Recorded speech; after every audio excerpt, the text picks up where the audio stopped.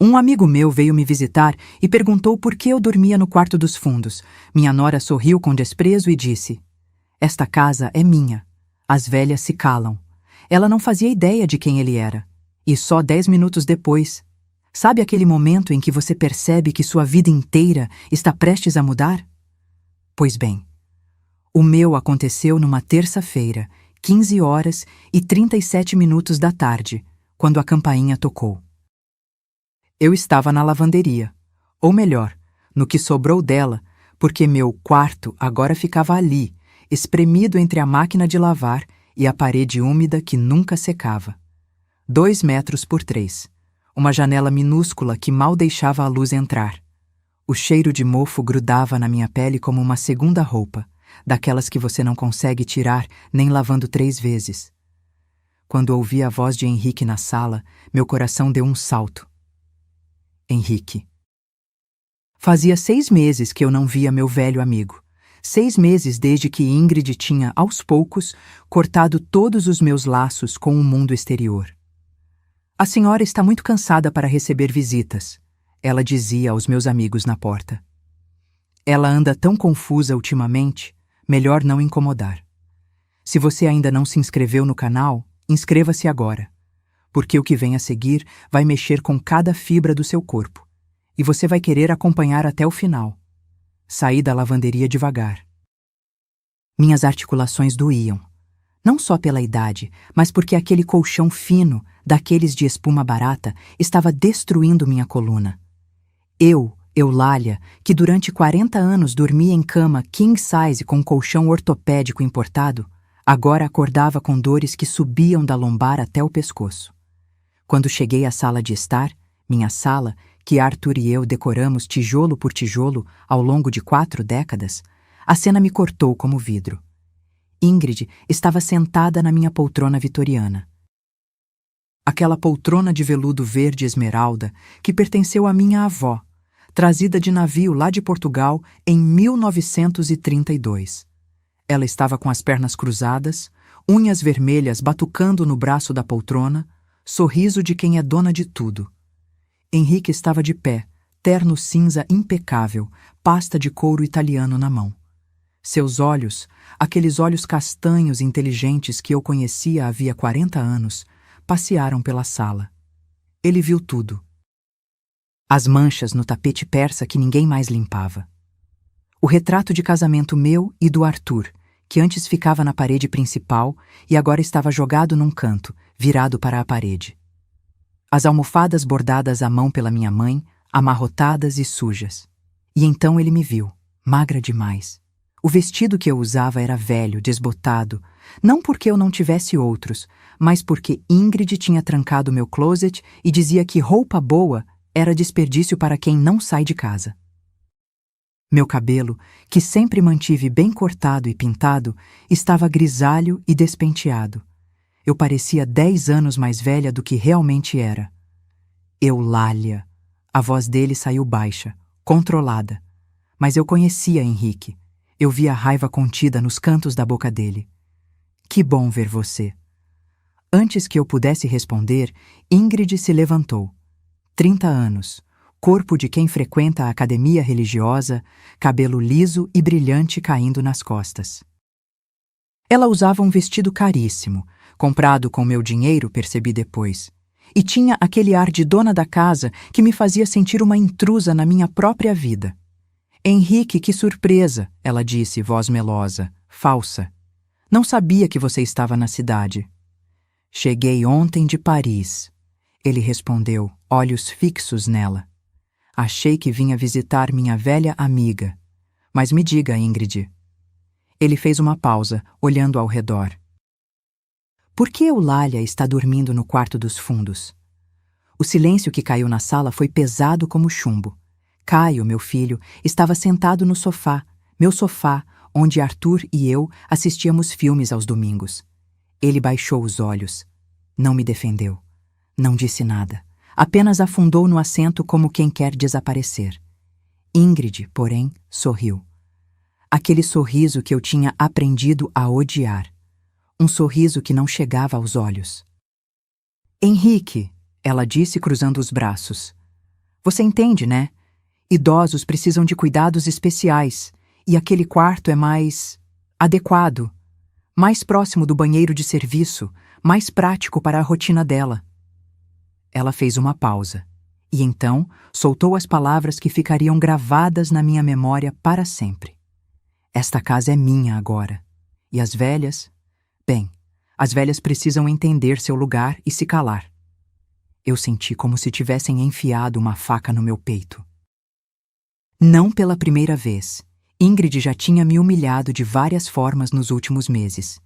Mas dizer aquilo na frente de Henrique, na frente de uma testemunha de fora, mostrava o quanto ela se sentia segura, intocável.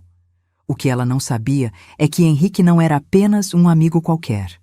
Ele era advogado tributarista, sócio fundador de um dos maiores escritórios de advocacia do Brasil. Um homem que tinha dedicado 50 anos da vida a desmontar esquemas de fraude, apropriação indébita e manipulação financeira. E mais importante, ele tinha sido o melhor amigo do meu marido. Arthur confiava nele mais do que em qualquer outra pessoa no mundo. Henrique não mudou a expressão. Apenas abriu a pasta de couro devagar, com aquela calma cirúrgica de quem já viu o pior da natureza humana e não se surpreende mais. Entendo perfeitamente, ele disse, voz baixa, perigosamente calma. Aliás, Ingrid, há algumas coisas que precisamos discutir. Posso ver esse quarto dos fundos? Ingrid hesitou. Por um segundo, apenas um segundo, vi o medo passar pelos olhos dela. Mas ela era boa em esconder, boa em mentir. Claro, ela disse sorrindo novamente. Mas é bem simples, viu? Nada demais. Henrique olhou para mim, e naquele olhar eu vi tudo.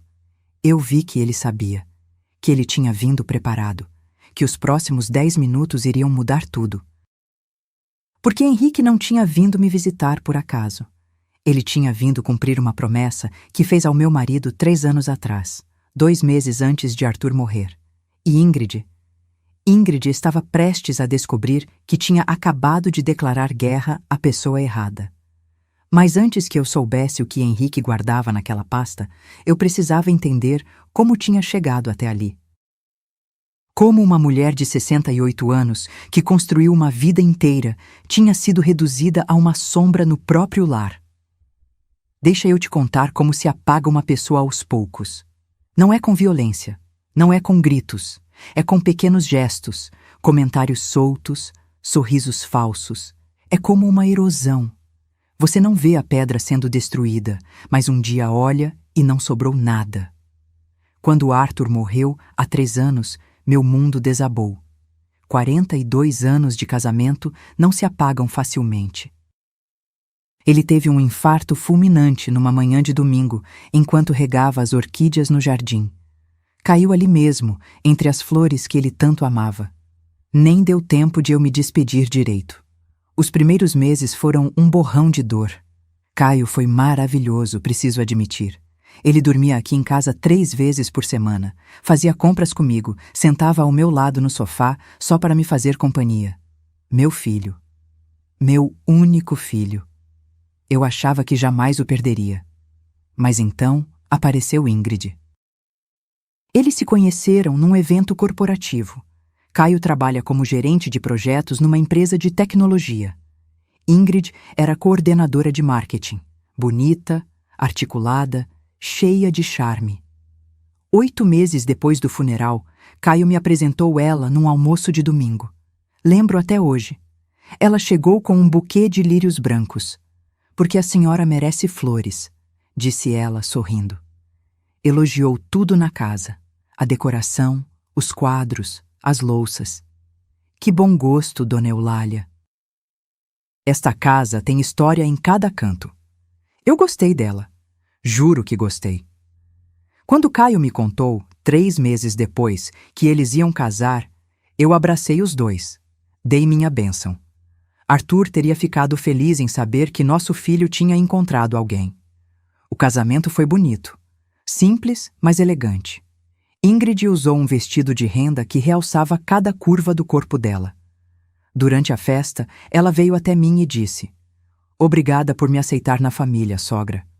Vou cuidar muito bem do Caio. Eu deveria ter prestado atenção na palavra cuidar, porque para Ingrid, cuidar significava controlar. 2 semanas depois da lua de mel, ela e Caio apareceram aqui em casa. Mãe, disse meu filho, sentando ao meu lado, você não deveria ficar sozinha nesta casa enorme. A gente estava pensando, que tal se viéssemos morar com você? Seria bom para todos. Você teria companhia e nós economizaríamos um aluguel. Parecia razoável. Parecia carinho. Parecia uma solução perfeita para a solidão que me sufocava. Eu disse sim. Esse foi o meu erro. O erro que custaria minha dignidade. No começo foi sutil. Ingrid reorganizou a cozinha para ficar mais funcional. Trocou alguns móveis da sala porque estavam velhos demais. Pendurou quadros novos para modernizar. Eu deixei. Afinal, ela era a nora. E eu estava tentando ser uma sogra legal, não aquelas sogras controladoras que todo mundo detesta. Mas então, os comentários começaram. Sogra, essa blusa está um pouco antiquada, não acha? Que tal a gente dar uma renovada no seu guarda-roupa? Nossa, dona Eulália, a senhora ainda usa essas panelas? Elas são tão pesadas. Vou comprar umas novas, antiaderentes. Esse tapete persa é lindo, mas será que não está na hora de limpar? Está com um cheiro meio de mofo. Cada comentário era uma agulhada, pequena, quase imperceptível, mas doía. 3 meses depois que eles se mudaram, eu notei que meus amigos pararam de vir. Márcia, minha amiga de 40 anos, ligou certa tarde perguntando se eu estava bem. Eulália, tentei te visitar 2 vezes essa semana, mas Ingrid disse que você estava indisposta. Está tudo bem? Eu não estava indisposta. Eu nem sabia que Márcia tinha vindo. Confrontei Ingrid. Ela sorriu, tranquila. Ah, sogra, desculpa. É que você tira tantas sonecas durante o dia. Achei melhor não incomodar. E além do mais, a casa anda tão bagunçada com as obras, fica até constrangedor receber visitas, não acha? Que obras? Eu não tinha autorizado obra nenhuma. Mas quando subi para meu quarto, a suíte master que Arthur e eu compartilhamos por décadas, encontrei a porta trancada. Ah, isso! Ingrid surgiu atrás de mim, chaves tilintando na mão. A gente está fazendo uma reforminha no banheiro. Infiltração, sabe como é. Enquanto isso, a senhora pode usar o quarto de hóspedes. O quarto de hóspedes era menor, bem menor, mas eu concordei. Era temporário, pensei. Só que temporário virou 1 mês, depois 2, depois 3, e minhas coisas começaram a sumir. Primeiro foram as porcelanas chinesas da minha mãe. 18 peças raríssimas, pintadas à mão, que ela tinha colecionado durante a vida inteira. Estavam na cristaleira da sala de jantar havia 20 anos. Um dia, a cristaleira estava vazia. Ingrid, cadê as porcelanas? Ah, sogra, coloquei num lugar seguro. Sabe como é? Com a reforma, pode quebrar. Depois eu devolvo. Ela nunca devolveu. Depois foi o broche de safira. Aquele que minha mãe me deu no leito de morte, segurando minha mão, os olhos já opacos. Cuida dele, Eulália. É o único. Sumiu do meu porta-joias. Ingrid, você viu meu broche? Que broche, sogra? Ah, aquele azul? Nossa, não, deve estar por aí. A senhora anda tão esquecida ultimamente. Eu não estava esquecida. Eu nunca estive esquecida. Mas Ingrid começou a plantar essa semente na cabeça de todo mundo. Coitada da dona Eulália, está ficando tão confusa. Outro dia, ela me perguntou 3 vezes a mesma coisa. Acho que é a idade, né? Normal. Caio começou a me olhar diferente, com pena, com aquela preocupação que você tem com alguém que está perdendo as faculdades, e o pior, ele acreditou nela. Quando a reforma do quarto acabou, porque sim, tinha uma reforma real, 35 mil reais saíram da minha conta sem eu autorizar. Ingrid me disse sorrindo. Sogra, ficou tão lindo. Vou te mostrar. Ela abriu a porta da suíte master. Meu quarto. O quarto onde eu tinha dormido com Arthur por décadas, onde meus filhos foram concebidos, onde eu chorei a morte do meu marido. Estava completamente diferente. Ela tinha pintado as paredes de cinza chumbo, trocado todo o mobiliário.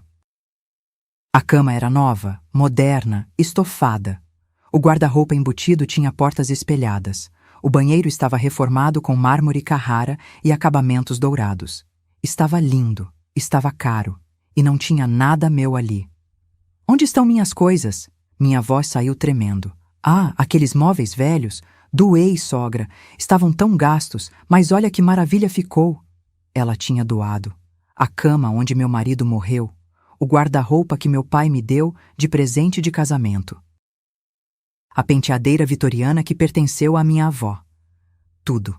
Sumiu, sem minha permissão. E quando tentei falar com Caio, ele me abraçou, paternalista. Mãe, entendo que é difícil aceitar mudanças, mas Ingrid só quer o melhor. Aqueles móveis estavam velhos mesmo. A casa precisa se modernizar.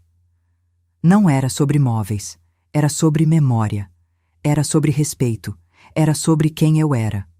E mãe, ele continuou, voz baixa, você pode continuar no quarto de hóspedes. Está confortável lá, não está? O quarto de hóspedes estava ficando pequeno demais, porque 2 semanas depois, Ingrid me disse que eles precisavam daquele quarto para montar um escritório. Caio ia trabalhar de casa algumas vezes, precisava de espaço. A senhora pode ficar no quartinho dos fundos por enquanto. É só até a gente se organizar melhor. O quartinho dos fundos. Aquele buraco de 2 metros por 3, ao lado da lavanderia, com cheiro de umidade e uma janelinha que mal ventilava. E foi ali que eu fui parar, com minhas roupas em caixas de papelão, com um colchão fino de espuma, com uma luminária de cabeceira que piscava e ameaçava apagar a qualquer momento. 6 meses. Foram só 6 meses desde que eles se mudaram até eu virar uma prisioneira na minha própria casa. 6 meses para eu perder meu espaço, minhas coisas, minha dignidade. 6 meses para descobrir que a nora gentil era, na verdade, uma manipuladora brilhante. E o pior ainda estava por vir. Porque Ingrid não queria só minha casa. Ela queria meu dinheiro. E ela tinha um plano para conseguir tudo. Você já se sentiu invisível dentro da própria casa? Não estou falando de solidão. Estou falando de ser tratada como um móvel velho que atrapalha, que ocupa espaço, que todo mundo quer ver sumido, mas não tem coragem de jogar fora. Era assim que eu me sentia todos os dias. Ingrid tinha assumido completamente. E quando digo completamente, é completamente mesmo. Ela mudou as fechaduras. Todas elas. Descobri numa manhã de quinta-feira quando tentei sair pela porta da frente para regar as orquídeas do jardim, as mesmas que Arthur plantou, as últimas coisas vivas que restavam dele naquela casa. A chave não entrou. Tentei de novo. Nada. Ingrid, a fechadura está com problema, chamei. Ela apareceu da cozinha secando as mãos num pano de prato. Meu pano de prato, aquele com bordado de girassóis que minha irmã fez antes de morrer. Ah, esqueci de te avisar, sogra. Trocamos as fechaduras ontem, por segurança, sabe? Anda tendo muito assalto no bairro. Não tinha assalto nenhum. A gente morava num condomínio fechado com segurança 24 horas. E minha chave?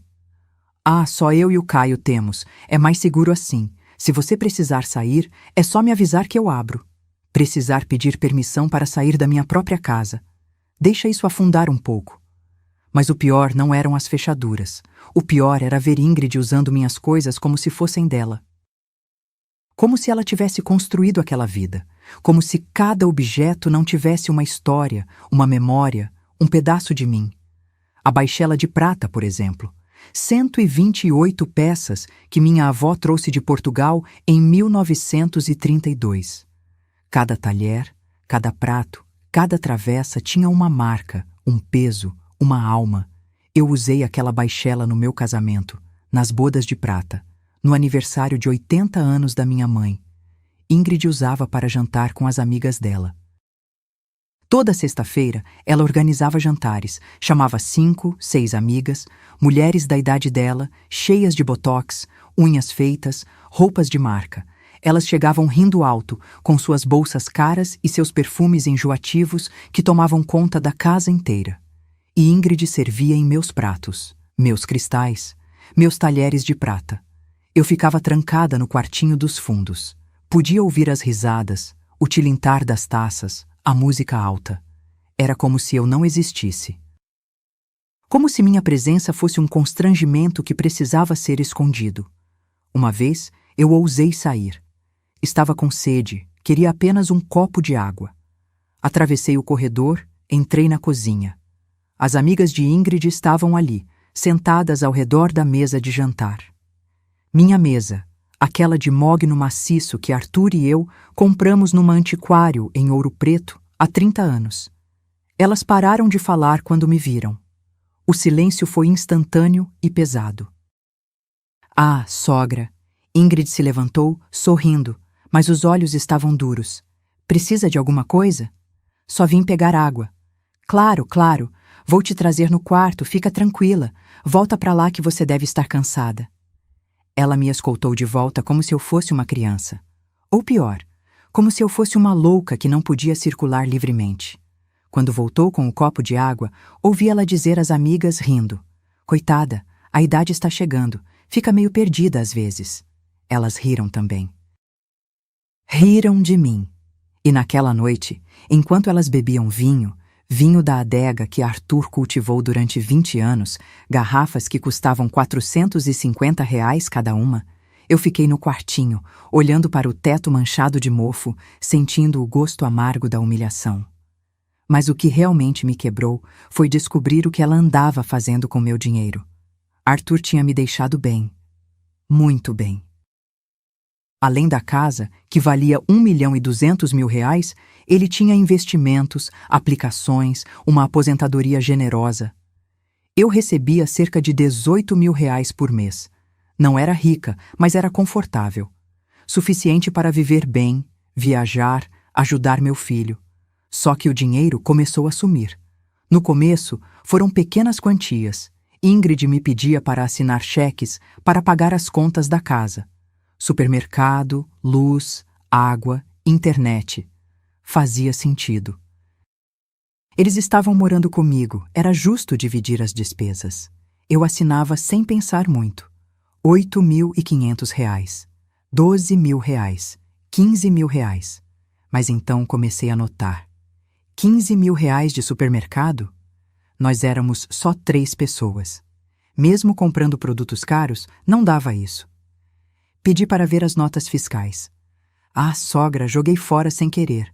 Mas pode confiar, está tudo certinho. Confiar. Essa palavra estava começando a me dar náuseas. Quando finalmente consegui acessar meu extrato bancário, porque sim, Ingrid tinha mudado a senha do internet banking, dizendo que era para minha segurança, quase desmaiei. R$ 127.000, em 4 meses, transferências, saques, compras, tudo autorizado com minha assinatura. Ou pelo menos, o que parecia ser minha assinatura. Loja de móveis, R$ 35.000. Joalheria, R$ 18.000. Cartão de crédito, que eu nem sabia que existia, R$ 42.000. Transferências para a conta de Ingrid, R$ 32.000. Minha cabeça rodou, meu estômago revirou. Procurei Caio. Ele estava na sala, mexendo no notebook. Caio, precisamos conversar. Ele mal levantou os olhos. Fala, mãe. Tem dinheiro sumindo da minha conta. Muito dinheiro. Agora ele olhou, mas não com preocupação, com irritação. Mãe, você autorizou todos esses gastos. Ingrid cuida das suas finanças para você não se preocupar. A senhora anda tão esquecida. Eu não estou esquecida. Minha voz saiu mais alta do que eu pretendia. Caio, são R$ 127.000. Eu não autorizei isso.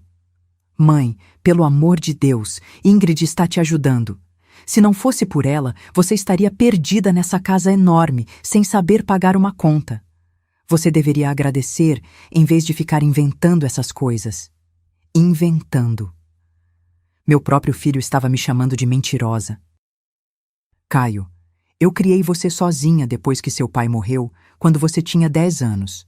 Trabalhei 40 anos como contadora, administrei empresas, nunca deixei uma conta sem pagar, e agora você está dizendo que eu não sei cuidar do meu próprio dinheiro? Ele suspirou.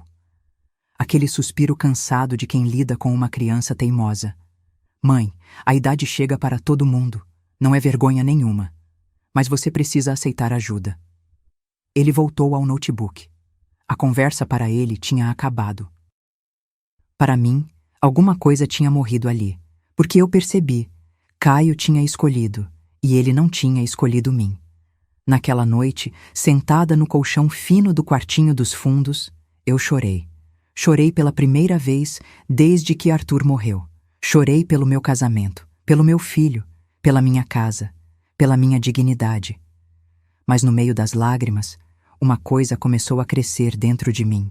Raiva. Não raiva destrutiva, raiva construtiva. A raiva que acende um fogo onde antes só tinha cinzas. Porque eu não era uma velha confusa. Eu não era uma coitadinha que precisava ser tutelada. Eu era Eulália, 68 anos, contadora aposentada, mulher que construiu uma vida, que criou um filho, que sobreviveu à morte do amor da sua vida. E se Ingrid achava que ia me destruir sem luta, ela estava muito, muito enganada. Porque naquela madrugada, em silêncio, eu comecei a traçar um plano. Um plano que levaria tempo, paciência, inteligência. Mas que no final faria Ingrid pagar por cada humilhação, cada mentira, cada real roubado. Foi numa madrugada de agosto que tudo mudou dentro de mim. 3h15 da manhã. Sei porque olhei para o relógio digital quebrado que piscava na mesinha ao lado do colchão. Estava acordada havia horas, olhando para as manchas de umidade no teto. Aquelas manchas tinham formatos estranhos. Uma parecia um dragão, outra um rosto distorcido. Eu ficava ali, noite após noite, catalogando manchas como se fossem constelações do meu próprio inferno particular. Mas naquela noite foi diferente. Porque eu percebi uma coisa. Ingrid tinha cometido um erro. Um erro que mulheres como ela sempre cometem quando se sentem poderosas demais, seguras demais. Ela tinha me subestimado. Ingrid via uma velha de 68 anos, cabelos brancos, mãos trêmulas, morando num quartinho miserável. Ela via uma vítima, uma coitada. Alguém que tinha desistido. Mas ela não via quem eu realmente era. Eulália Mendes Carvalho, formada em Ciências Contábeis pela Universidade Federal do Rio de Janeiro em 1976. 40 anos de carreira numa multinacional, subindo de assistente até diretora de controladoria. Mulher que auditou balanços de empresas multimilionárias, que encontrou fraudes escondidas em planilhas complexas, que nunca, em 4 décadas, deixou passar um número errado. Números não mentem. E números eram a minha língua materna. Levantei da cama devagar, as articulações estalando. O chão estava gelado. Agosto em São Paulo é assim. Dias quentes, noites congelantes. Abri a porta do quartinho com cuidado para não fazer barulho. A casa estava em silêncio. Caio e Ingrid dormiam na suíte do 2º andar. Minha antiga suíte. Fui até a cozinha em passos silenciosos. Meu coração batia forte, mas não de medo, de propósito, de determinação. Liguei o laptop velho que ainda funcionava. Ingrid tinha me dado um novo, mais fácil de usar, mas eu tinha guardado o antigo justamente para isso. Ela não sabia que eu sabia usar computadores. Deixei ela pensar que eu era uma analfabeta digital. Conveniente. Acessei minha conta bancária pelo site do banco. A senha nova, aquela que Ingrid tinha mudado para minha segurança, eu tinha descoberto semanas atrás. Estava num post-it colado embaixo do teclado do computador dela. Pessoas arrogantes são descuidadas. E então comecei. Abri uma planilha no Excel, minha velha amiga de 4 décadas. Criei colunas, data, valor, destinatário, descrição, autorização, e comecei a transferir cada movimentação dos últimos 6 meses para aquela planilha. Levei 3 horas. Quando terminei, o sol estava começando a nascer.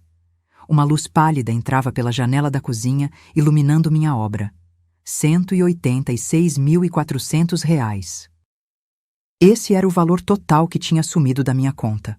Não 127 mil como eu pensava antes. 186 mil. Mas o mais importante não era o valor, era o padrão. 12 transferências para a conta de Ingrid, sempre em valores quebrados para parecer despesas variadas. R$ 3.700, 5.900, 2.500, 14 cheques descontados. E aqui estava o ouro. Eu nunca, em toda a minha vida, assinei cheque com a letra inclinada para a direita. Minha assinatura sempre teve inclinação para a esquerda, característica que adquiri quando quebrei o pulso aos 30 anos e precisei reaprender a escrever. Mas aquelas assinaturas nos cheques, todas inclinadas para a direita. Falsificação. Fotografei cada página do extrato com meu celular velho. Ingrid também tinha me dado um smartphone novo, mais moderno, mas eu mantive o antigo guardado. Tirei fotos dos cheques compensados, das transferências, de tudo. E então comecei a procurar outra coisa. No armário da área de serviço, que ficava ao lado do meu quartinho e que Ingrid raramente abria porque não gostava de limpeza pesada, eu tinha guardado caixas. Caixas com documentos que ela achava que eu tinha jogado fora. Encontrei a pasta verde, aquela que tinha os inventários das antiguidades da casa, feitos quando Arthur morreu. 16 itens sumidos. O broche de safira, avaliado em R$ 28 mil. 3 porcelanas chinesas, as outras 15 eu ainda não tinha localizado. R$ 13 mil cada. Um castiçal de bronze do século XVIII que ficava no hall de entrada. R$ 5.800. Um relógio de bolso suíço que pertenceu ao meu avô. R$ 18 mil. A lista continuava. Cada item, cada memória, cada pedaço da minha história tinha sido vendido, transformado em dinheiro para Ingrid gastar em roupas, joias, jantares. Fotografei tudo. Voltei para o quartinho antes que eles acordassem. Guardei tudo num envelope pardo, embaixo do colchão. E então, peguei o celular velho e fiz algo que não fazia havia 6 meses. Liguei para Henrique. Ele atendeu no 3º toque. Voz sonolenta, mas alerta. Eulália. Minha voz saiu trêmula, mas firme. Henrique, preciso de você. Preciso de ajuda, mas não posso falar agora. Onde você está? Em Paris. Reuniões com clientes. Volto daqui a 15 dias. Quando voltar, venha me ver, por favor. E Henrique, não avise que vem. Apareça de surpresa. Houve uma pausa. Depois. Eulália, você está bem? Está em perigo? Não estou em perigo físico, mas... Minha voz falhou. Mas estou sendo roubada, manipulada, e meu filho acredita nela, não em mim. Entendo. A voz dele mudou. Ficou dura, profissional. A voz do advogado que havia defendido centenas de casos. Você tem provas? Tenho. Guarda bem, não deixa ela descobrir. Você consegue aguentar mais 15 dias? Consigo. Então aguenta. Porque quando eu voltar vamos acabar com isso, te prometo. Desliguei. E pela primeira vez em meses, sorri. A partir daquele dia, eu me tornei outra pessoa. Por fora, continuei a mesma. A velhinha confusa, esquecida, que vivia no quartinho dos fundos. Eu até exagerei. Comecei a perguntar as coisas 2 vezes. A esquecer nomes. A parecer mais frágil. Ingrid adorou. Ela baixou a guarda completamente. Começou a ser ainda mais descuidada. Deixava documentos espalhados, falava ao telefone sem fechar a porta, comemorava com as amigas sobre como estava fácil. E eu documentava tudo. Gravei conversas onde ela debochava de mim com Caio. Fotografei mais extratos. Encontrei recibos de vendas das minhas antiguidades em sites especializados.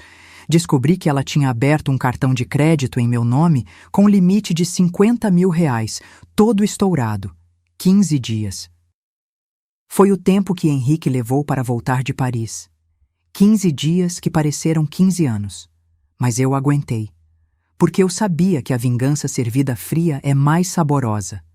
E quando Henrique tocasse aquela campainha, quando Ingrid abrisse a porta sorrindo, sem saber quem realmente estava ali, o império de mentiras dela ia desmoronar. E eu ia estar lá, na primeira fila, para assistir cada segundo da queda. Instagram, Facebook, redes sociais. Ferramentas maravilhosas que Ingrid dominava como uma mestra. Descobri por acaso, numa tarde de terça-feira. Ela tinha deixado o celular na cozinha enquanto tomava banho. A tela estava desbloqueada. E lá estava, o perfil dela com quase 20.000 seguidores. Vida em família é tudo, dizia a bio. Comecei a rolar o feed e meu estômago embrulhou. Foto dela abraçada comigo no jardim, sorrindo. Legenda: cuidar da minha sogra amada é minha maior alegria. Família é tudo. Amor de família. Respeito aos idosos, como a nora abençoada. 3.000 curtidas, centenas de comentários. Que linda! Sogra de sorte, exemplo de família.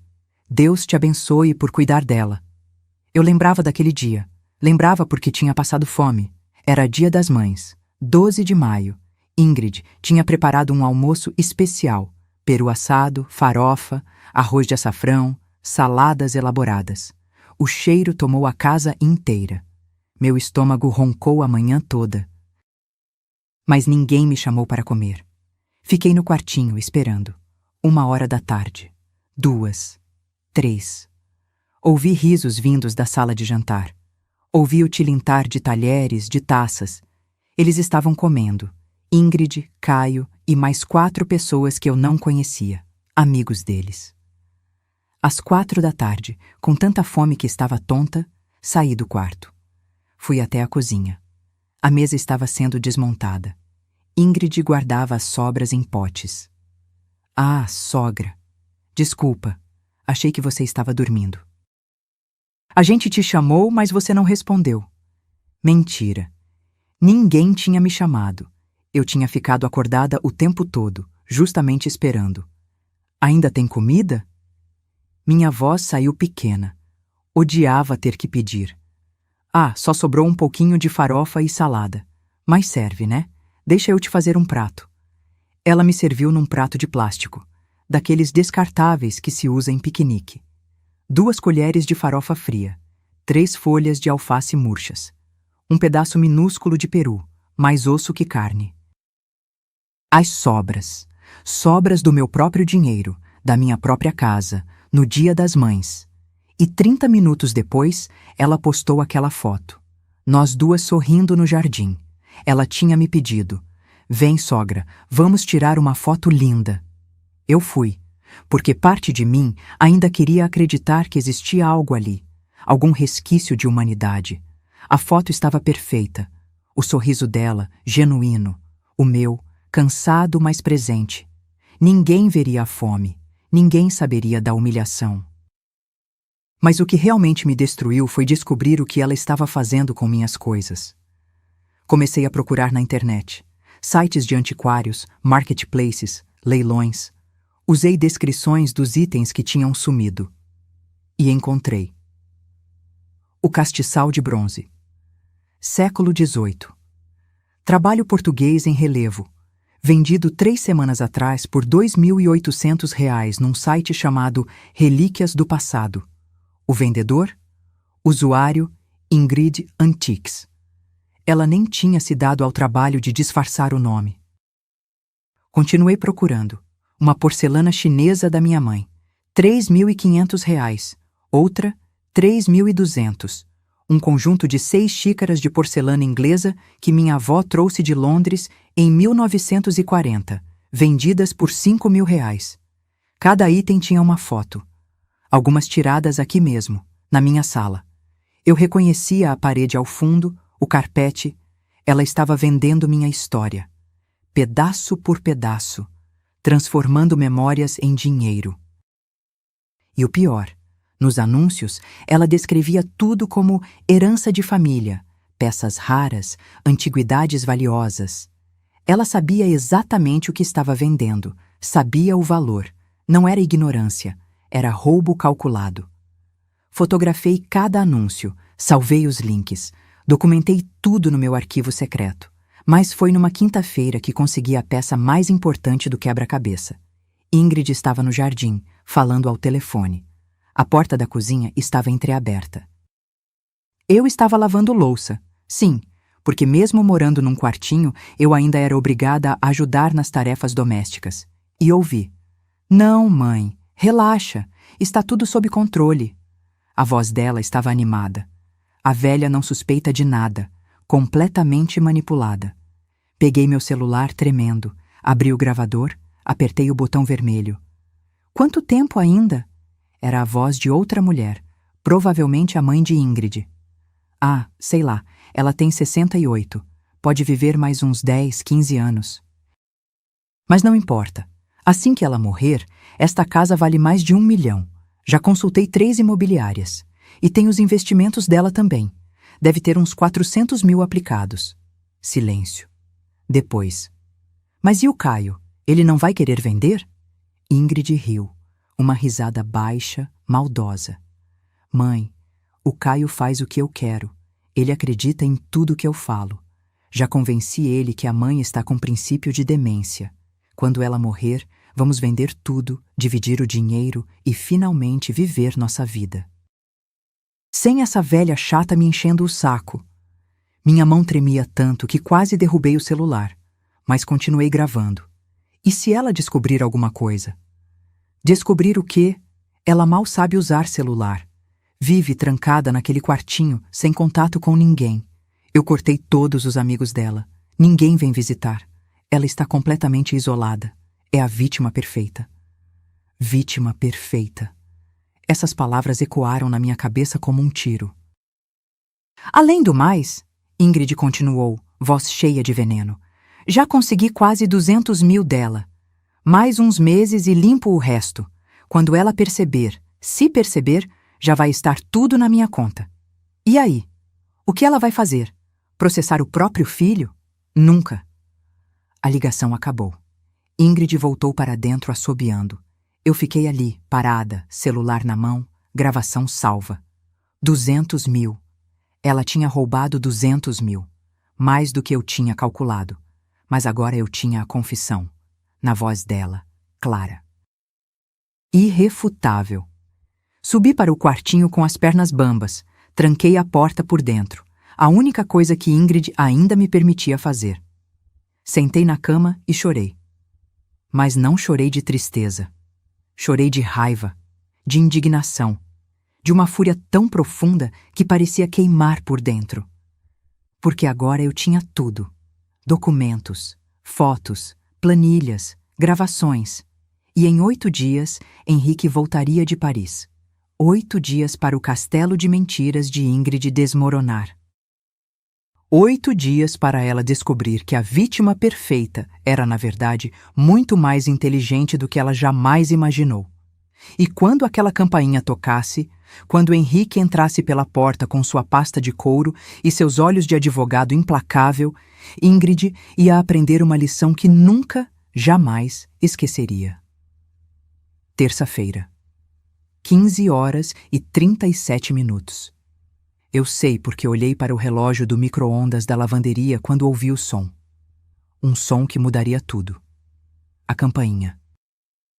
Meu coração disparou.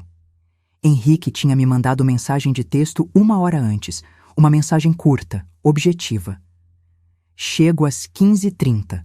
Não responda esta mensagem." Fiquei no quartinho, sentada na beirada do colchão fino, esperando. Minhas mãos suavam. 8 dias de preparação. 8 dias revisando cada documento, cada foto, cada gravação. Tudo guardado num envelope pardo que escondi dentro do forro rasgado do colchão. Ouvi passos apressados. Salto alto no piso de madeira. Ingrid indo atender. Respirei fundo. Levantei. Alicei o vestido. Um vestido bege desbotado que já tinha sido bonito uns 5 anos atrás. Passei a mão no cabelo. Queria estar apresentável. Queria que Henrique visse exatamente no que eu tinha me tornado. A voz dele ecoou pela casa. Ingrid, que prazer te ver. Tom educado, cordial. Mas eu conhecia Henrique havia 40 anos. Conhecia cada nuance daquela voz. E aquilo ali era a voz que ele usava em tribunais. Controlada, perigosa. Henrique! A voz dela estava animada, surpreendentemente alegre. Que surpresa! Não sabia que você estava no Brasil. Cheguei ontem, vim direto de Paris. Estava com saudades da Eulália. Cadê ela? Silêncio breve. Depois. Ah, ela deve estar descansando. Sabe como é? A idade. Ela dorme bastante durante o dia. Mentira. Eu estava acordada. Sempre estive acordada. Saí do quartinho devagar. O corredor era estreito, mal iluminado. Passei pela lavanderia, pela despensa, até chegar à sala de estar. E vi. Henrique estava impecável. Terno cinza chumbo, corte italiano, provavelmente uns R$ 8.000. Gravata azul marinho com listras discretas, cabelo grisalho penteado para trás. Pasta de couro caramelo na mão, daquelas executivas, com fechos dourados. Ele tinha 71 anos, mas parecia 10 anos mais novo. Porte ereto, olhar afiado. A postura de quem passou a vida inteira em salas de reunião, comandando audiências. Ingrid estava na minha poltrona vitoriana. Vestido preto justo, decote que mostrava mais do que escondia, cabelo solto caindo nos ombros. Unhas vermelhas, recém-feitas, provavelmente R$ 300 na manicure. Ela sorria. Aquele sorriso falso que eu tinha aprendido a reconhecer. Caio estava no sofá, celular na mão. Quando viu Henrique, ficou levemente pálido. Ele sabia quem era Henrique. Sabia que ele tinha sido o melhor amigo do pai. Sabia que Henrique não era homem de fazer visitas sociais sem motivo. Eulália. Henrique veio até mim, segurou minhas mãos. As dele estavam quentes, firmes. As minhas tremiam. Ele olhou nos meus olhos, e naquele olhar vi tudo. Vi que ele tinha entendido meu desespero silencioso nas ligações, que ele tinha vindo preparado, que não ia sair dali sem resolver isso. Como você está? A voz dele saiu baixa, íntima, a voz de um amigo de 4 décadas. Estou bem, menti. Mas meus olhos disseram a verdade. E Henrique leu cada palavra não dita. Ele olhou ao redor. Viu o tapete persa manchado de sujeira. Viu o retrato do meu casamento virado para a parede. Viu a mobília nova que Ingrid tinha colocado. Moderna demais, fria demais, sem alma nenhuma. Depois olhou para mim de novo. Para o vestido desbotado. Para o cabelo grisalho e mal cortado. Para as olheiras profundas embaixo dos meus olhos. Eulália, ele disse, voz ainda controlada, mas com uma tensão crescente. Cadê seu quarto? Quero ver como você está instalada. Ingrid se levantou num pulo. Ah, Henrique, que bobagem! Você quer tomar um café? Acabei de fazer bolo de laranja. Quero ver o quarto dela. Não era pedido, era ordem. Ingrid hesitou. Por 3 segundos, contei mentalmente. Ela hesitou. Depois forçou uma risada. Claro, claro. Mas é simples, viu? A gente está reformando a casa ainda, então ela está num quartinho temporário. Temporário? A voz de Henrique cortou como navalha. Há quanto tempo? Ninguém respondeu. Eulália, me mostra. Caminhei na frente. Sentia o olhar de todos nas minhas costas. Atravessei a sala, o corredor, passei pela cozinha. A cada passo, minha dignidade pisoteada gritava por justiça. Abri a porta do quartinho. Henrique entrou. Ficou parado no meio daquele espaço minúsculo. 2 metros por 3. Colchão no chão, fino como papel. Uma caixa de papelão servindo de criado mudo. A luminária quebrada que piscava. Minhas roupas empilhadas em caixas ao longo da parede. O cheiro de mofo, denso, sufocante. A janela minúscula por onde mal entrava luz. A parede com manchas escuras de umidade. O banheiro de serviço ao lado, com a descarga quebrada que fazia barulho a noite toda. Vi o maxilar de Henrique travar. Vi as mãos dele fecharem em punhos ao lado do corpo. Vi a veia na têmpora pulsar. Ele se virou devagar. Caminhou de volta para a sala. Eu o segui, coração disparado. Ingrid estava de pé, braços cruzados, tentando parecer confiante. Mas havia algo nos olhos dela agora. Um lampejo de nervosismo. Henrique, ela começou, voz ainda doce. Eu sei que parece ruim, mas... Parece ruim? Ele repetiu. A voz estava baixa. Perigosamente baixa. Você colocou uma mulher de 68 anos, dona desta casa, num quartinho de empregada com mofo na parede? É temporário, Ingrid insistiu. Estamos reformando. Reformando? Henrique deu 2 passos na direção dela. Vi a suíte master quando passei pelo corredor. Está impecável, reformada, cara. E Eulália está dormindo ao lado da lavanderia. Ele olhou para Caio. Você sabia disso? Caio baixou os olhos. É temporário. A Ingrid... A Ingrid o quê? A voz de Henrique subiu pela primeira vez. A Ingrid mandou você enfiar sua mãe num buraco? O silêncio foi absoluto. E então Ingrid cometeu o erro fatal. Ela sorriu, daquele jeito desdenhoso, superior, e disse as palavras que selaram seu destino. Henrique, com todo o respeito, mas você está exagerando. Esta casa é minha agora. O Caio é meu marido, e nós decidimos o que é melhor. E as velhas... Ela fez uma pausa, olhando para mim com desprezo puro. As velhas precisam entender seu lugar e se calar. O ar saiu da sala. Henrique ficou parado, apenas olhando para ela. E então, muito lentamente, ele sorriu. Não foi um sorriso amigável. Foi o sorriso de um predador que acabou de ver a presa cometer um erro mortal. Ele abriu a pasta de couro, tirou 3 documentos e disse, voz calma como água parada antes da tempestade. Ingrid, há algumas coisas que você precisa saber. E acho que os próximos 10 minutos vão ser muito educativos. E naquele momento, observando Henrique abrir a primeira página, vendo o pânico começar a rachar a máscara de confiança de Ingrid, eu soube. A guerra tinha acabado. E eu tinha vencido. Henrique colocou os 3 documentos sobre a mesa de centro. Aquela mesa de vidro que Ingrid tinha comprado com meu dinheiro, R$6.000 numa loja de decoração nos Jardins. Ele não se apressou. Cada movimento era calculado, deliberado. Como um maestro regendo uma sinfonia, ele sabia exatamente quando cada nota deveria soar. Antes de começar, ele disse, voz profissional, preciso que saibam que há 2 testemunhas do lado de fora, um oficial de justiça e uma escrevente. Vou pedir que entrem agora.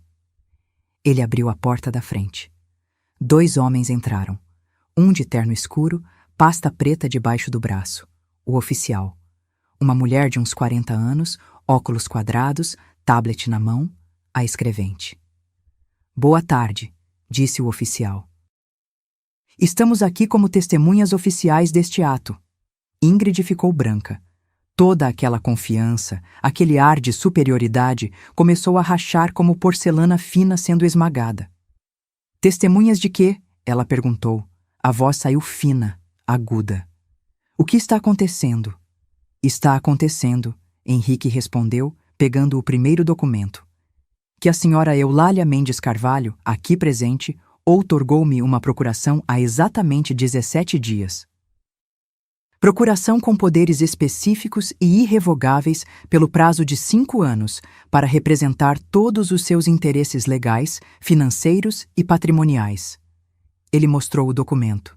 Papel timbrado de cartório, selos, assinaturas, reconhecimento de firma. Isso é mentira. Ingrid explodiu. Ela não fez isso. Ela nem sabe o que é uma procuração. Henrique olhou para ela com aquela calma irritante de quem já venceu. A senhora tem razão em um ponto, Ingrid. Eulália é muito inteligente. Tanto que conseguiu me enviar, mesmo vigiada, dezenas de documentos, fotos, extratos bancários, gravações. Ele fez uma pausa. Inclusive uma gravação muito interessante de uma conversa sua com sua mãe. Quer que eu toque aqui, na frente de todos? Silêncio mortal. O rosto de Ingrid passou de branco para vermelho. Suas mãos tremiam. Caio se levantou do sofá. Mãe, que história é essa de procuração? Por que você não me contou? Olhei para meu filho. E pela primeira vez em meses, minha voz saiu firme, forte. A voz da mulher que eu era antes de ser quebrada. Porque você escolheu acreditar nela em vez de mim, Caio. Porque quando te disse que dinheiro estava sumindo, você me chamou de confusa.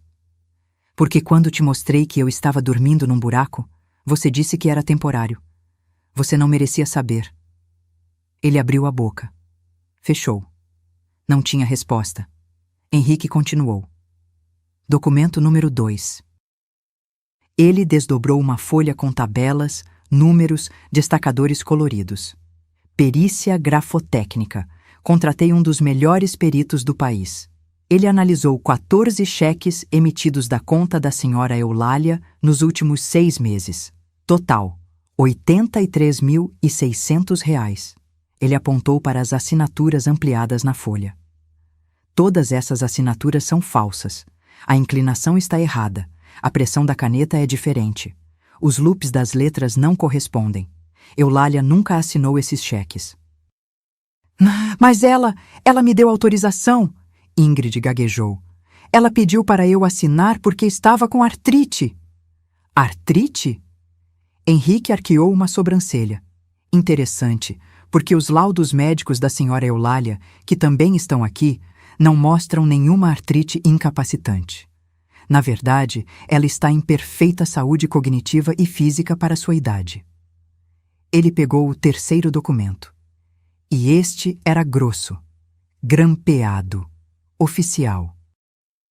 Boletim de ocorrência número 47728-2024, registrado ontem na Delegacia Especializada em Crimes contra o Idoso. A senhora Ingrid Tavares Costa está sendo formalmente acusada de apropriação indébita qualificada, falsificação de documentos, estelionato e cárcere privado. Ingrid cambaleou. Literalmente cambaleou, segurando na parede. Cárcere privado? Ela repetiu, voz esganiçada. Isso é loucura! Ela mora aqui! Ela é livre! Livre. Henrique virou para ela como um leão. Você trocou as fechaduras e ela precisa pedir permissão para sair. Você a isolou de todos os amigos. Você a trancou num quartinho imundo. Você controlou cada movimento dela. Isso, Ingrid, é cárcere privado e é crime. Ele abriu a pasta novamente. Começou a tirar mais papéis. Extrato bancário mostrando transferências não autorizadas no valor total de R$ 186.400. Print screens de vendas de antiguidades em sites especializados. Todas as peças pertenciam a Eulália, todas vendidas por você. Recibos de compras feitas com cartão de crédito aberto fraudulentamente em nome dela. Cada papel que ele colocava na mesa era uma condenação, uma prova irrefutável. E a cereja do bolo. Henrique pegou o celular, conectou a uma caixa de som portátil que tirou da pasta. Uma gravação. Ele apertou play. A voz de Ingrid encheu a sala. A velha não suspeita de nada. Completamente manipulada. Assim que ela morrer, esta casa vale mais de 1 milhão. O Caio faz o que eu quero. Ela é a vítima perfeita. A gravação continuou. Cada palavra venenosa, cada plano revelado, cada demonstração de crueldade e ganância. Quando acabou, o silêncio era sepulcral. Caio estava pálido como papel. Ele olhou para Ingrid, depois para mim, depois para o chão. Ingrid, a voz dele saiu rouca. Me diz que isso não é verdade. Me diz que é mentira. Ela abriu a boca, fechou. Abriu de novo, e então fez a única coisa que manipuladores fazem quando são encurralados. Tentou virar a vítima. Caio, meu amor, você não entende. Eu fiz tudo isso por nós. Sua mãe estava doente. Eu estava tentando proteger nosso futuro. Proteger? A voz dele explodiu. Você roubou minha mãe. Você a colocou num quartinho de empregada. Você me usou. Ele afundou no sofá, cabeça nas mãos. Henrique olhou para o oficial de justiça. Acenou com a cabeça. O oficial pegou o celular.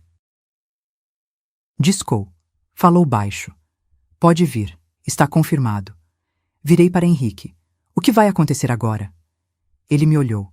E pela primeira vez sorriu. Um sorriso genuíno. Orgulhoso. Agora, Eulália, você recupera sua vida. E ela... Ele olhou para Ingrid com desprezo absoluto. Ela vai aprender que roubar idosos tem consequências muito, muito sérias. A campainha tocou. 2 policiais estavam na porta.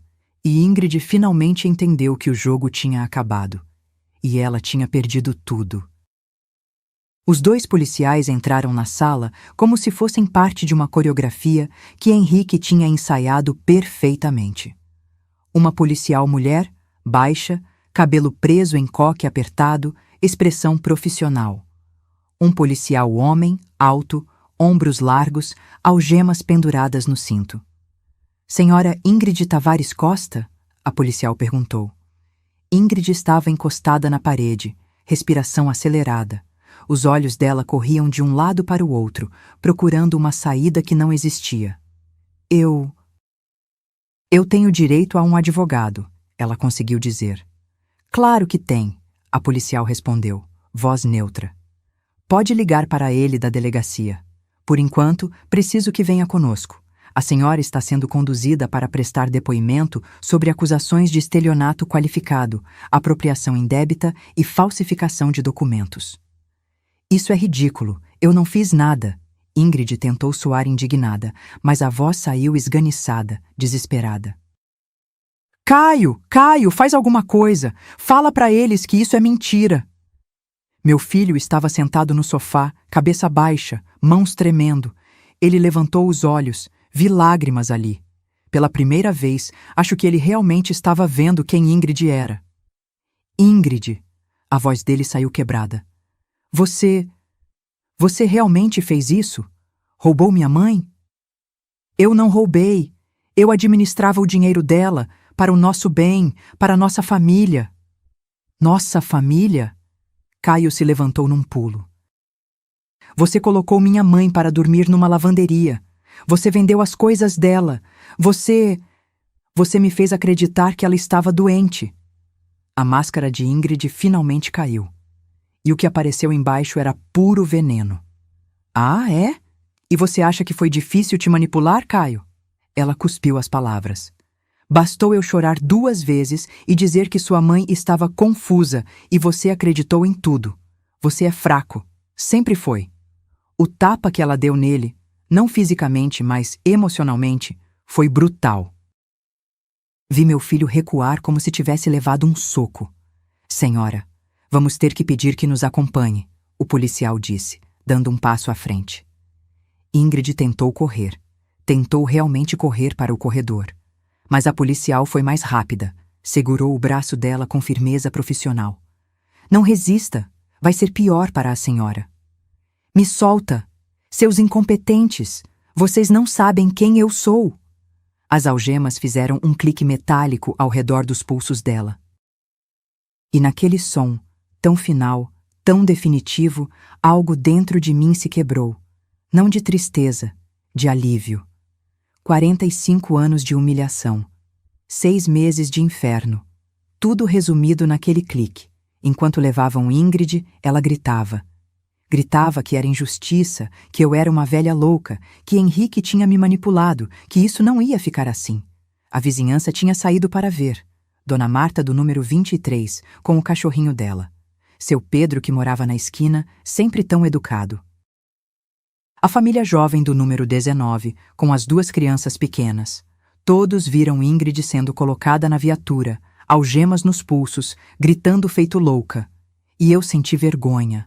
Não de mim, mas de ter deixado chegar a esse ponto, de ter permitido que minha vida virasse esse espetáculo público. Henrique colocou a mão no meu ombro. Respira, Eulália. Acabou. Mas não tinha acabado. Ainda tinha muito pela frente.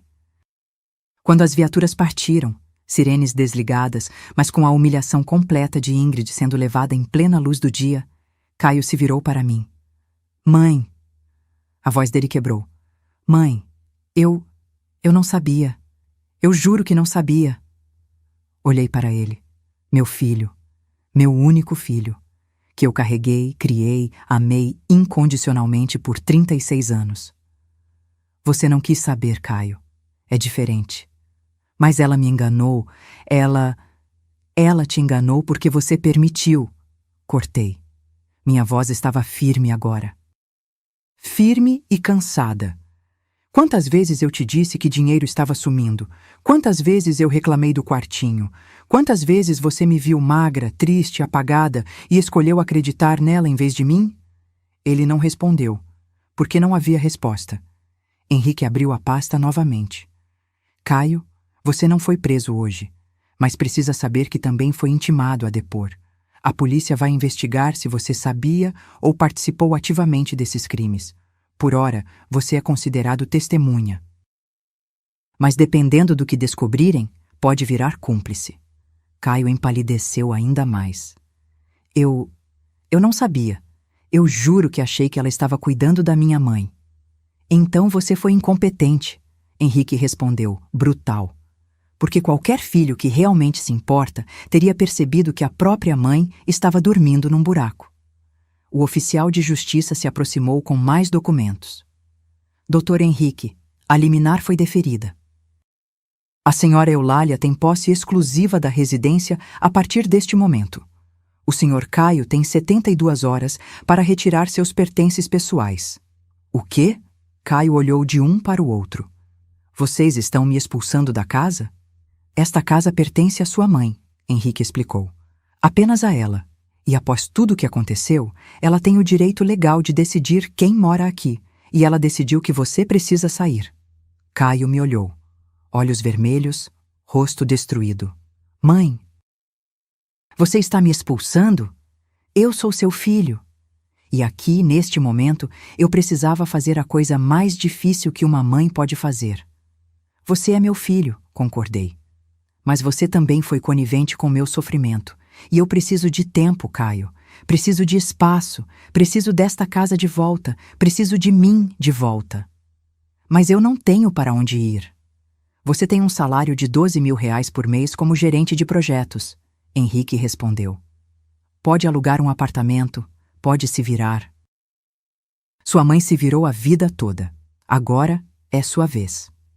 A escrevente começou a fazer um inventário rápido da casa, fotografando cômodos, listando itens.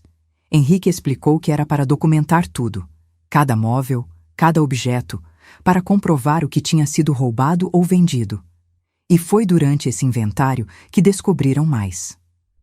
No quarto que Ingrid e Caio ocupavam, minha antiga suíte dentro do closet reformado, havia caixas. Caixas com joias, roupas com etiquetas ainda penduradas, bolsas de marca. Sapatos importados. Tudo comprado nos últimos 6 meses, a escrevente anotou. Estimativa aproximada, 60 mil reais em roupas e acessórios. 60 mil reais, do meu dinheiro, enquanto eu usava vestidos desbotados. Encontraram também documentos, contratos que Ingrid tinha forjado tentando colocar a casa em nome dela e Caio. Conversas impressas com imobiliárias sobre vender a propriedade da sogra quando ela morrer. Planilhas. Sim, planilhas, onde ela calculava quanto ainda poderia roubar antes de eu descobrir ou morrer. Era tão calculado, tão friamente planejado. Não foi impulso, não foi erro, foi crime premeditado. Quando o sol começou a se pôr, a casa finalmente ficou vazia.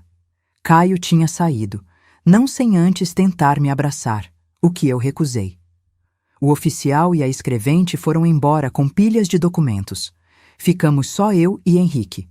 Ele preparou chá. na minha própria cozinha, com meu próprio bule. E me sentou à mesa, minha mesa de mogno de ouro preto. Acabou, Eulália. Mas ainda havia uma última revelação, uma que mudaria tudo o que eu pensava saber sobre Arthur, sobre Henrique e sobre como eu nunca, de verdade, estive sozinha. Henrique colocou a xícara de chá na minha frente, camomila com mel, exatamente como Arthur costumava fazer quando eu tinha um dia difícil. Você lembra? Perguntei, voz rouca de tanto não chorar.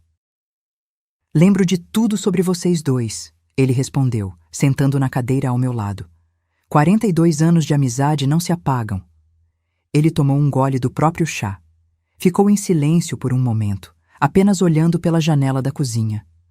Lá fora, as orquídeas de Arthur balançavam com o vento da tarde. Eulália, ele finalmente disse, tem uma coisa que preciso te dar. Deveria ter dado antes, mas achei que o momento certo seria depois de tudo acabar. Ele abriu a pasta de couro pela última vez. De um compartimento lateral, tirou um envelope. Papel creme, pesado, de qualidade. Estava lacrado com cera vermelha, do tipo que Arthur usava para documentos importantes. Meu nome estava escrito na frente. A caligrafia dele. Aquela letra inclinada, elegante, inconfundível. Minha mão tremeu quando peguei o envelope. Quando? Minha voz falhou. Quando ele te deu isso? 2 meses antes de morrer. Ele me chamou no escritório dele. Disse que precisava conversar sobre algo importante. Muito importante. Henrique pausou, olhos brilhando com memórias. Ele estava diferente naquele dia, mais sério, pesado. Quando fechou a porta, ele me disse: Henrique, preciso que você me prometa uma coisa. Se algum dia a Eulália precisar de ajuda, de verdade, não ajuda simples, você vai estar lá. Vai proteger ela de qualquer coisa, qualquer pessoa. Eu segurava o envelope contra o peito. Podia sentir o peso dele. O peso de palavras que Arthur escreveu, sabendo que nunca me veria ler. Ele te deu dinheiro também?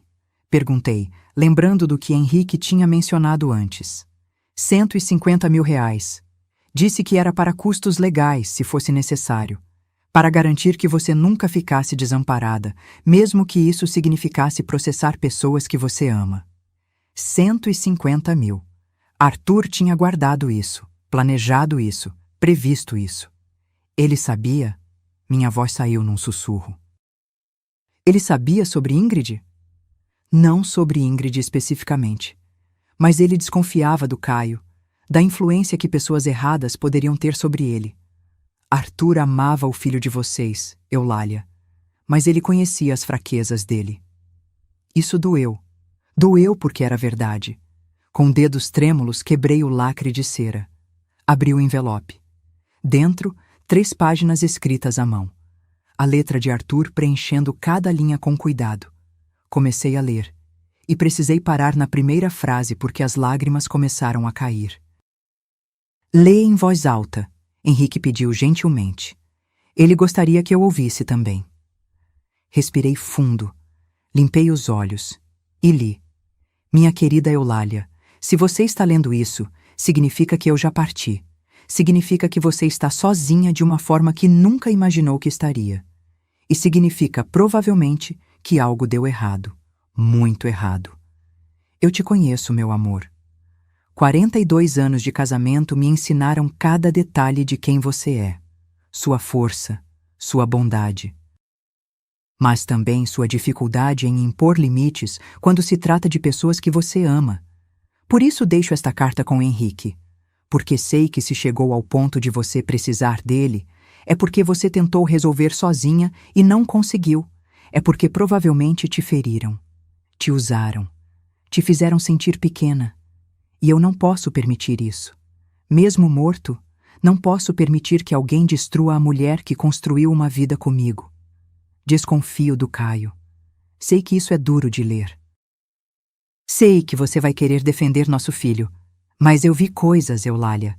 Vi como ele é influenciável, como ele busca aprovação em lugares errados, Como ele pode ser manipulado por pessoas que sabem exatamente quais botões apertar. Não estou dizendo que ele é mau. Estou dizendo que ele é fraco. E pessoas fracas, quando se casam com pessoas erradas, fazem escolhas terríveis. Por isso deixei Henrique como seu guardião. Ele tem poderes para agir se você precisar. Tem recursos. Tem meu total apoio e confiança. Não hesite em usar essa proteção. Não tenha pena. Não sinta culpa. Você merece dignidade. Você merece respeito. Você merece viver os anos que te restam em paz, na casa que construímos, cercada de memórias boas, não de dor. Se Caio te decepcionou, perdoe-o eventualmente. Mas não antes de ele aprender. Não antes de ele entender o que fez. Perdão sem consequência não ensina nada. E sobre a casa, nunca deixe alguém tirar ela de você. Cada tijolo foi colocado com nosso suor. Cada móvel escolhido com nosso gosto. Aquelas orquídeas no jardim foram plantadas com minhas próprias mãos, pensando em te ver regá-las por anos depois que eu me fosse. Continue regando elas, meu amor. Continue vivendo nessa casa. Continue sendo a Eulália forte que conheci aos 24 anos, que me enfrentou quando eu estava errado, que construiu uma empresa junto comigo, que nunca baixou a cabeça para ninguém. Henrique vai cuidar de você. Confie nele como eu confiei a vida toda. E se você está lendo isso chorando, que eu sei que está, saiba que eu te amo. Sempre amei. Desde o dia que te vi naquela festa de formatura, de vestido verde, rindo daquele jeito que iluminava o salão inteiro, você foi meu maior acerto, minha melhor escolha, meu porto seguro.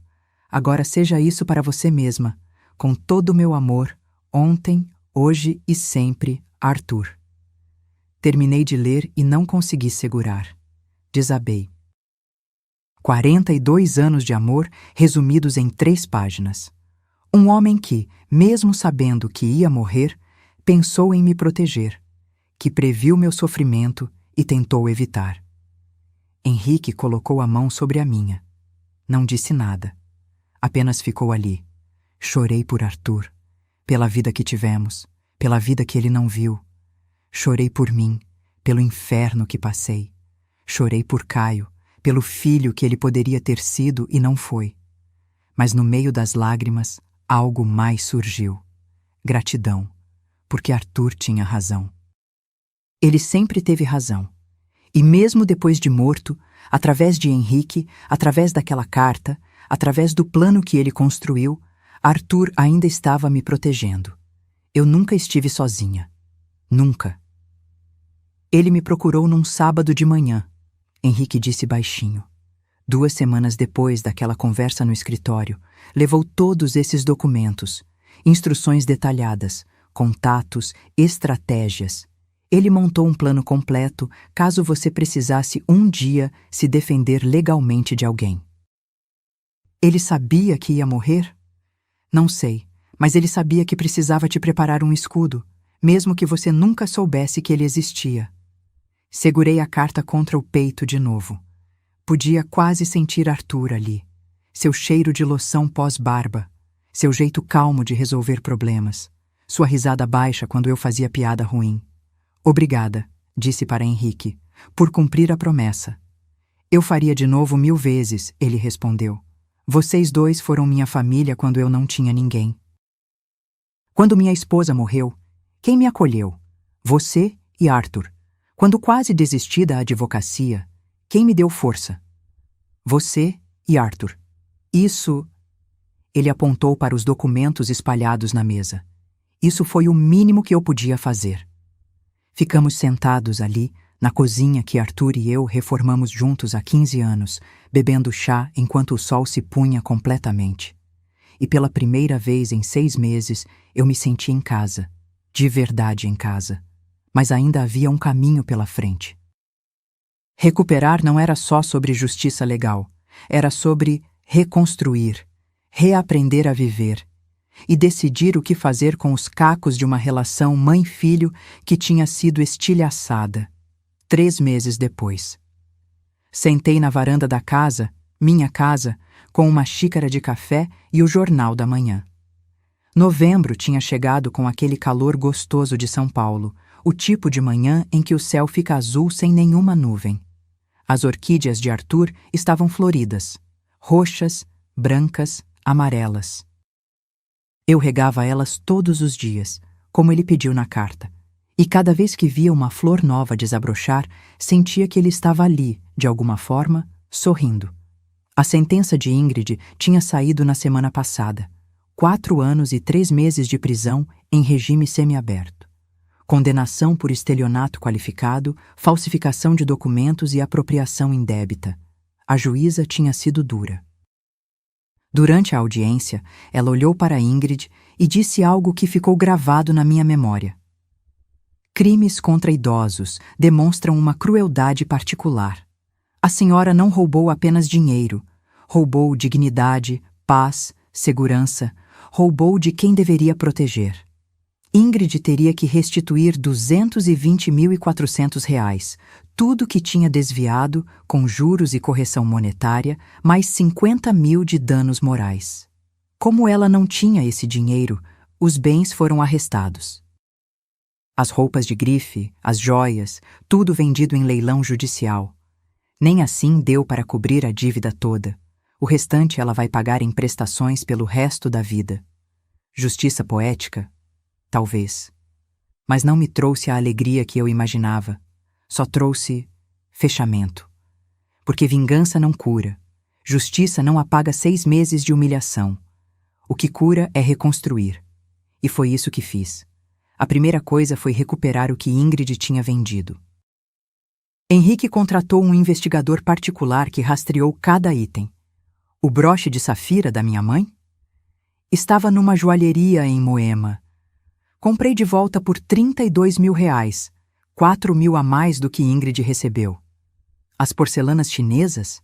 Encontramos 14 das 18 peças em antiquários diferentes. As outras 4 nunca apareceram. Provavelmente vendidas para colecionadores particulares. Cada objeto que voltava para casa era como recuperar um pedaço de mim. Reformei o quartinho dos fundos. Não para morar, nunca mais pisaria ali para dormir. Transformei em biblioteca. Coloquei as estantes de mogno que estavam no depósito, a poltrona de leitura que Arthur usava, a luminária de bronze que ele ganhou do pai. Pendurei fotos nossas nas paredes, nossa formatura, nosso casamento, viagens que fizemos. Caio bebê. Porque sim, Caio ainda existia na minha história. Não podia apagar meu filho, mesmo que quisesse. Ele me ligava toda semana. No começo eu não atendia. Depois comecei a atender, mas mantinha distância. Conversas curtas, objetivas. Estou bem, Caio. E você? Nada profundo. Nada íntimo. Ele tinha se divorciado de Ingrid 2 semanas depois da prisão. Alugado um apartamento pequeno em Perdizes. Começado terapia. Ele me contou isso numa das ligações, voz embargada. Preciso entender como deixei isso acontecer, mãe. Como fui tão cego. Eu queria perdoá-lo. Parte de mim queria muito. Mas perdão verdadeiro não é instantâneo. Não é algo que você dá porque é o certo. É algo que cresce devagar, como as orquídeas de Arthur. Precisa de tempo, de cuidado, de provas de que a pessoa mudou. No mês passado, Caio apareceu na porta, sem avisar, com uma caixa nas mãos. Mãe, ele disse quando abri. Achei isso no depósito do apartamento que aluguei. Ingrid tinha guardado. São suas. Dentro da caixa estavam as 4 porcelanas que faltavam. As que nunca encontramos. Ela tinha escondido, provavelmente para vender depois. Caio entregou a caixa e ficou ali, na porta, sem pedir para entrar. Eu sei que não mereço seu perdão, ele disse. Sei que fui um péssimo filho, mas vou passar o resto da vida tentando provar que posso ser melhor, mesmo que você nunca me perdoe completamente. Peguei a caixa. Olhei para meu filho. 36 anos. Olhos vermelhos de tanto chorar. Magro. Tinha perdido uns 10 quilos desde que tudo aconteceu. Entre, falei. Vamos tomar café. Não foi reconciliação completa, mas foi um começo. Hoje em dia, ele vem almoçar aqui aos domingos. Trazemos comida pronta. Nenhum de nós tem ânimo para cozinhar grandes refeições ainda. Comemos, conversamos. Sobre trabalho, sobre bobagens. Nunca sobre Ingrid. Nunca sobre aqueles 6 meses. Ainda dói. Ainda vai doer por muito tempo. Mas estamos tentando. Voltei a ver meus amigos. Márcia vem aqui 2 vezes por semana para jogarmos buraco. Henrique almoça comigo toda sexta-feira. Virou tradição. Entrei num grupo de apoio para idosos vítimas de abuso familiar. Ajudo outras pessoas que passaram pelo que passei. Conto minha história. Mostro que é possível reconstruir. A casa voltou a ser minha. Voltei a dormir na suíte master, mas antes reformei tudo de novo. Tirei o que Ingrid colocou. Trouxe móveis antigos de volta. Coloquei a cama onde Arthur e eu dormimos por décadas. Às vezes, de noite, ainda sinto falta dele. Do calor dele ao meu lado. Da respiração dele no silêncio. Mas também aprendi a gostar da minha própria companhia. Descobri que solidão e solitude são coisas diferentes. Solidão é vazia. Solitude é cheia. Cheia de você mesma. Tenho 68 anos. Estatisticamente, ainda posso viver mais 15, 20 anos. E esses anos vão ser meus. Ninguém vai me tirar eles. Ninguém vai me colocar num quartinho. Ninguém vai me fazer sentir invisível. Porque eu não sou invisível. Sou Eulália Mendes Carvalho, contadora aposentada, viúva, mãe, sobrevivente. E se tem uma coisa que aprendi nesses 3 meses, é que dignidade não é algo que te dão.